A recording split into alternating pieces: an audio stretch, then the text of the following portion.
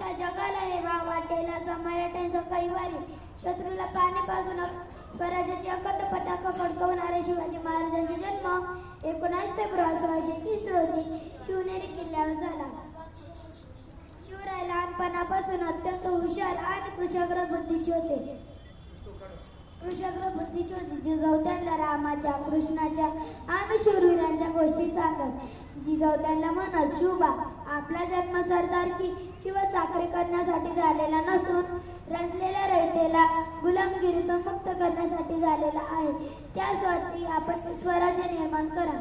शिवरायांकडे सुमारे 300 किल्ले होते. जिजाऊंचे स्वप्न पूर्ण करण्यासाठी शिवरायांनी अवघ्या 15व्या वर्षी रायरेश्वरच्या मंदिरात स्वराज्य स्थापनेची प्रतिज्ञा केली. तोरणा किल्ला जिंकून स्वराज्याचे तोरण बांधले. शिवराय गनिमी व द्रोणाईच्या शक्तीच्या जोरावर अनेक किल्ले जिंकले. म्हणतात ना, ताकद तर सर्वांमध्ये होती, जोर तर सर्वांच्या मनात होता, पण बुद्धी आणि द्रोणाईच्या शक्ती फक्त शिवरायांच्याच मनात होती.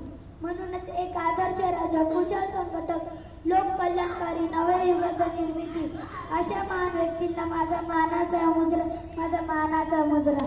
जय भवानी, जय श्री.